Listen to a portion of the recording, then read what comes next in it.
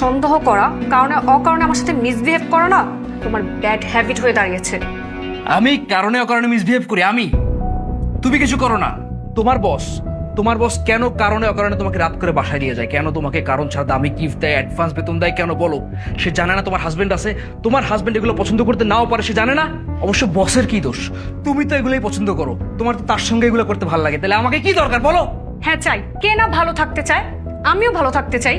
আমার কি প্রয়োজন, আমার কখন কি মন চায় তুমি কখনো জানার চেষ্টা করছো? একটু বোঝার চেষ্টা করছো? করনি। আসলে তুমি তোমাকে ভালোই বাসো না। তুমি যদি আমাকে ভালোবাসতে তাহলে আমার জীবনে বিশেষ ব্যক্তির প্রয়োজন হতো না। বাহ, আমি তো তোমাকে ভালোবাসি না, তাহলে আমার কাছে তোমার কি দরকার বলো? তোমার তো স্পেশাল মোমেন্ট স্পেন্ড করার জন্য স্পেশাল লোক আছে, দামি গিফট দেওয়ার জন্য লোক আছে, তাহলে আমার কাছে তোমার কি দরকার বলো? যাও, আমাকে ছেড়ে তুমি যাও। চুপ করো, দয়া করে একটু চুপ করো। তোমার সব কথাই না ইদানিং আমার একদমই বাজে লাগে, আমি একদমই নিতে পারি না। বাহ, আমার কোনো কথা তো তোমার এখন ভালো লাগবে না, কারণ আমার সব কথা তোমার কাছে এখন বাজে কথা মনে হয়। আচ্ছা শোনো, আজ আমার বার্থডে, তাই আমি কোনো অজুহাত শুনতে চাই না তোমার কাছ থেকে। তুমি হাফ অফিস করেই তাড়াতাড়ি চলে আসবে। আজ সারাদিন আমরা একসাথে ঘুরবো, খাবো, আমার বার্থডে অনেক সুন্দরভাবে সেলিব্রেট করব। আশা করি তুমি আসবে।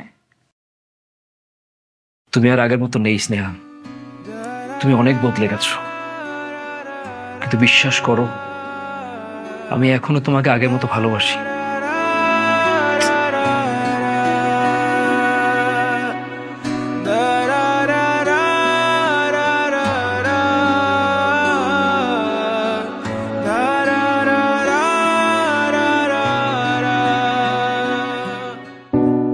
ন্যূনতম কমন সেন্স যদি থাকতো এই লোকটা, আগেই বলেছি হাফ ডে করে চলে আসতে।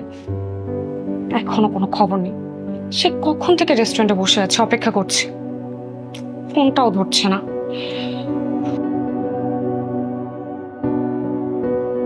স্টুপিডটাকে আরেকটা ফোন দিয়ে দেখি ধরে কিনা।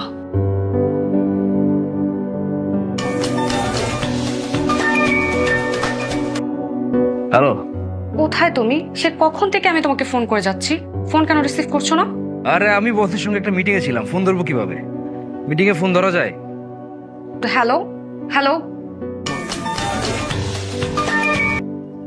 হ্যাঁ মা। শাহেন, বাবা কই তুই? মা, আমি অফিস থেকে বেরোলাম মাত্র। তুই তাড়াতাড়ি বাসা, তোর আব্বা তোর কেমন করতেছে, আমার অনেক ভয় লাগতেছে বাবা। কি হয়েছে বাবার? মা, হ্যালো, রিক্সা।